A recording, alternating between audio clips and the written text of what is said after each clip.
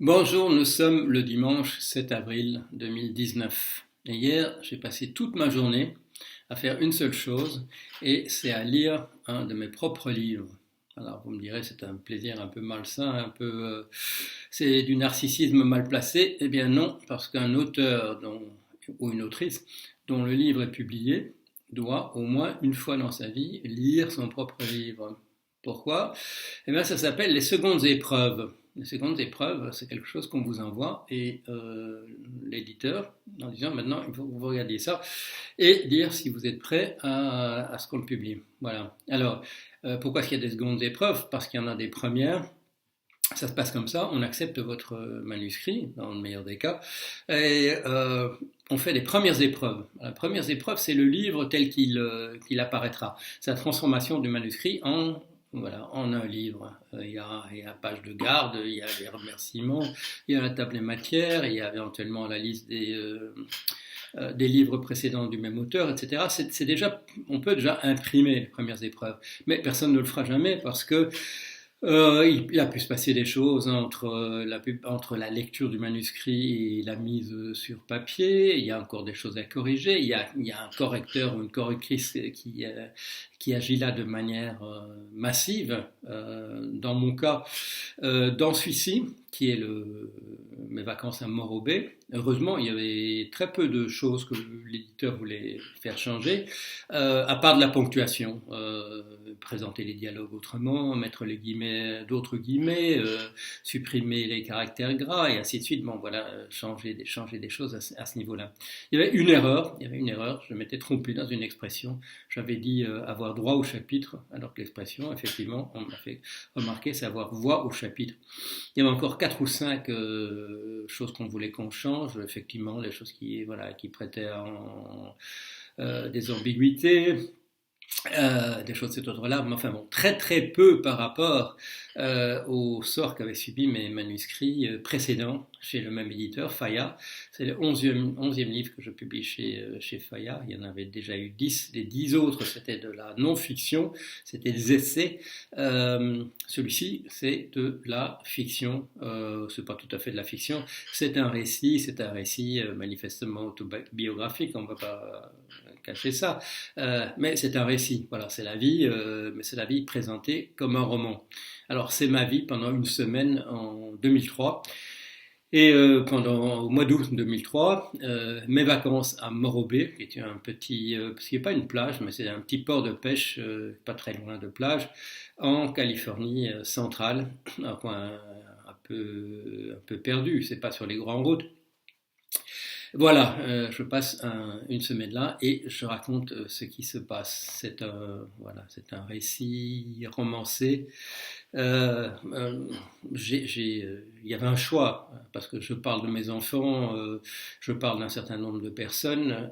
Est-ce que j'ai changé les noms? J'ai changé les noms pour deux types de personnes. Ceux avec qui j'ai querelle dans le livre, il n'y en a pas beaucoup. Bon, c'est essentiellement une personne. J'ai changé son nom. C'est pas la peine de le garder comme ça. Il y a une personne dont je dis tellement de bien que là, il va aimer aussi. Ne pas mettre son nom. Si les gens veulent chercher un jour, ben, il est trop grand, qui sait. Et tant mieux pour elle. Les noms de mes enfants, non. J'ai gardé le nom de mes enfants. N'importe qui, en passant 5 minutes à l'heure de Google et de Facebook, peut trouver facilement qui sont mes enfants. J'ai demandé dans le livre, je suis amoureux d'une femme. Alors elle, je lui ai demandé, est-ce que je mets ton prénom ou pas? Alors elle m'a dit, laisse-moi quelques jours. Voilà. Alors elle a réfléchi quelques jours et au bout de quelques jours, elle m'a dit, non, non, bah, mets mon prénom. Voilà. Alors voilà, là aussi, la quasi-totalité des noms sont respectés. Alors, est-ce que c'est un bon livre? Alors là, ben, un auteur ne va pas vous dire c'est un bon livre ou c'est un mauvais livre. D'abord, s'il avait envie de dire c'est un mauvais livre, il aurait mieux valu qu'il ne l'écrive pas là, pour commencer, puis ne cherche pas à le voir publié. Si l'auteur dit c'est un bon livre, ça fait ni chaud ni froid à personne, parce que bon, évidemment, un auteur considérera que son livre est un bon livre. C'est un peu différent, voilà, quand on le relit d'un coup. Je ne l'avais pas relu, je ne l'avais jamais relu d'un coup depuis que je l'avais écrit. Oui, au moment où il a été question de le publier, j'ai fait un échantillonnage. J'ai pioché voilà, 2 pages au hasard en disant est-ce que ça peut passer la rampe.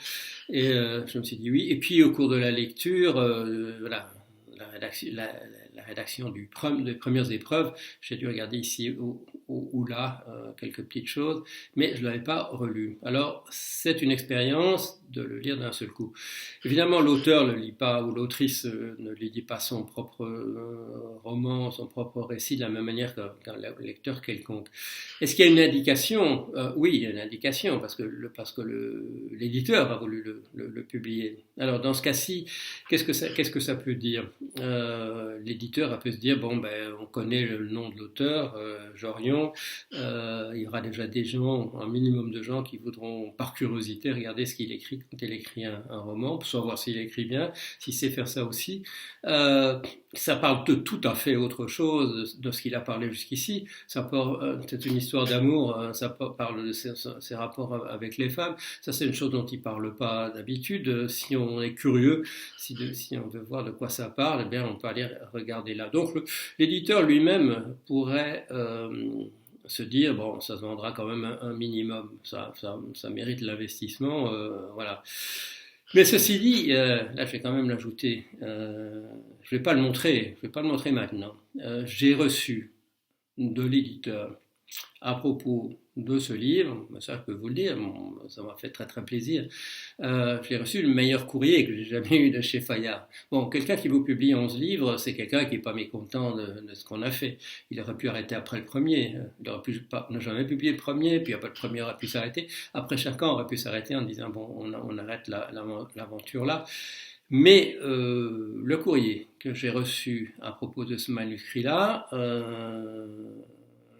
j'aimerais bien l'encadrer parce que n'importe quel auteur aimerait bien recevoir de son éditeur un courrier comme ça. Si vous regardez la correspondance entre Monsieur Antonin Artaud et ses éditeurs, vous voyez que les soucoupes volaient bas et beaucoup d'auteurs ont eu des relations extrêmement tendues avec leurs éditeurs. Alors, recevoir ça, une lettre comme ça, bon, ça fait plaisir. S'il y a des gens qui lisent ça un jour et qui publient ça, leur critique, leur compte-rendu, et que ça va dans le même sens, que si c'est aussi, au cas où ce serait aussi élogieux, je le montrerai. Je le montrerai à ce moment-là. Je demanderai sans doute à la dame si... sans doute non, je demanderai à la dame si elle est d'accord qu'on le publie. Oui, on peut publier anonymement, comme disant, voilà, il y a quelqu'un chez Fayard qui a écrit ça. Alors, mais de quoi ça parle? Là, c'est voilà, une histoire d'amour, on a déjà compris. Mais en le relisant comme ça, et on essaye, quand on le relit une fois, son propre livre, d'essayer de le lire avec des yeux d'un lecteur qui n'aurait jamais vu ça avant. Et je me suis demandé comment est-ce qu'on pourrait caractériser ça. Et je me suis dit, c'est un hymne.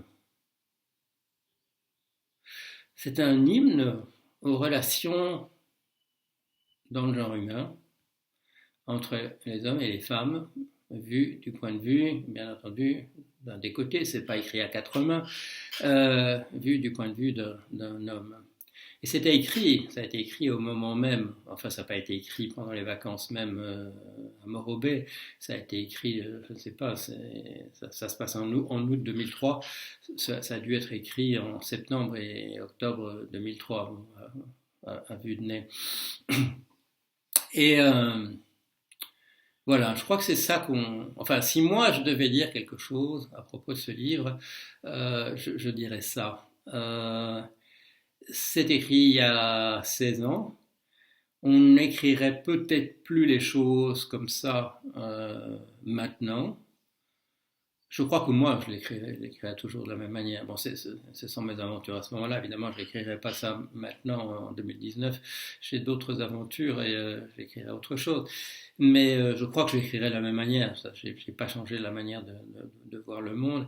Mais je crois qu'il est apparu pour de très bonnes raisons, en raison de véritables événements, mais il y a quand même un retour un peu inattendu chez nous, parce il y a jamais eu, je dirais, ce puritanisme qu'il y a maintenant, quand on parle des hommes et des femmes. Il y a, on pourrait être encore plus dur, dire une pruderie maintenant. C'est lié à des choses voilà, qui se sont passées et qu'il faut dénoncer. Et différentes attitudes sont apparues. Moi, je me suis même mêlé de cette histoire. J'ai fait vous savez peut-être, c'était quoi, il y a 2 ans, peut-être, moi-même, quelque chose qui a été publié comme une tribune libre dans Le Monde à propos de MeToo. J'ai pris parti, j'ai parlé de ma propre histoire d'ailleurs, pas des choses qu'on trouve dans ce roman-là. Je suis intervenu. On parle des choses différemment, 16 ans plus tard, et là, ça a été écrit il y a 16 ans, et je l'ai dit comme je les ai vécus, et comme j'ai envie d'en parler. Je crois qu'il faut lutter contre cela. Je suis convaincu, et tout ce que je dis dans ce livre et dans d'autres romans que j'ai écrits, que vous verrez peut-être un jour, qui seront peut-être publiés aussi, je suis convaincu qu'il y a une différence entre les hommes et les femmes. Je suis convaincu qu'il y a une histoire qui date d'1 million d'années de rapport entre les hommes et les femmes et les hommes, et que c'est quelque chose de très beau, et que c'est très mal compris. Je ne sais pas si c'est dans ce texte-là que je le mets, mais je vais vous le dire. Si on avait compris comment ça marchait entre les hommes et les femmes, il y aurait un grand traité là-dessus et on le lirait et l'affaire serait close. Et un philosophe aurait expliqué ça d'un bout à l'autre. Je sais, il y a un auteur qui a dit les hommes sont de Mars et les femmes sont de Vénus, mais je n'ai pas lu ce livre-là. Mais je ne crois pas non, c'est quelque chose que nous, êtres humains, nous n'avons pas véritablement compris. C'est extrêmement complexe. C'est extrêmement émotionnel, passionné, ça va de soi, violent. Il y a, je n'en parle pas dans ce livre-là, mais j'en parle un peu dans un autre qui pourrait paraître. Il y a dans le rapport sexuel même entre les hommes et les femmes, il y a une affaire qui pourrait toujours mal se terminer. Il y a de la violence là-dedans, je vous apprends rien. Ceux qui imaginent qu'il pourrait y avoir des rapports sexuels entre les hommes et les femmes où il n'y aurait pas une violence latente, c'est qu'ils n'ont pas vu ça de près, excusez-moi. Je parle pas de coups qui soient donnés, je parle du fait même de la relation sexuelle. Voilà, il y a quelque chose qui est... D'ailleurs, dans les familles normales, quand les enfants, par hasard, entendent ça, ben, ils ont peur. Hein, ils ont peur. Si ça se passe bien, ils ont peur. Et c'est ça le paradoxe. Voilà, j'en dis pas plus, vous en savez autant que moi sur le sujet. J'ai un peu peur qu'en ce moment on refuse de parler de ça comme il le faudrait. On essaie de le faire en gommant toute différence qui pourrait exister entre les hommes et les femmes. Et là, je sais pas combien de temps encore cette aventure durera. De l'être humain, j'en parle pas du tout dans ce livre, c'est pas ça le sujet. Mais tant que ça durera, il y aura en tout cas, entre les hommes qui sont attirés par les femmes et les femmes qui sont attirées par les hommes, il y aura quelque chose qui se passera et qui est de l'ordre d'une certaine violence et de l'ordre de l'inexpliqué et qui nous dit quelque chose sur le fait que quand les espèces se reproduisent et nous nous reproduisons, la nature nous a mis ça dans un cadre de grande jouissance et de grand plaisir et de violence. Voilà. Et il vaut mieux, bien entendu, que ça ne se termine pas par des gens à l'hôpital. Quand il y a des gens à l'hôpital, c'est que ça a mal tourné. Quand il y a du sang partout, c'est que ça a mal tourné, excusez-moi. Enfin bon, j'arrête là-dessus. Un livre que j'ai écrit au moment même sans avoir l'idée si ce serait publié un jour. Je pose la question, parfois dans le livre, je dis, bon, si jamais c'était publié, etc. J'ai pas fait d'effort considérable pour le publier. Je l'ai montré pour la première fois chez Fayard il y a 1 an, donc ça traînait dans un tiroir depuis 15 ans. Mais je suis content. je l'ai lu, je suis content. J'ai l'impression que ça dit quelque chose justement sur cette chose extraordinaire qui est le rapport entre les hommes et les femmes et dont on n'a pas fini de parler et dont il restera encore beaucoup de choses à dire mais qui fait quand même c'est une grande partie pour quelqu'un qui est hétérosexuel comme moi, ça fait partie quand même des raisons majeures pour lesquelles une vie vaut la peine d'être vécue. Voilà, je vous laisse là-dessus. Ça paraît dans quoi? On est le 7, c'est ça? Dans 1 mois et 8 jours, j'aurai l'occasion de vous mettre sur le blog la 4e de couverture, des choses encore comme ça qui est autour de la publication. Et je vous laisse là-dessus. Voilà. Et la prochaine fois, j'espère que si nous en parlons, c'est que vous l'aurez lu et que vous me direz ce que vous en pensez. Voilà. Allez, à bientôt.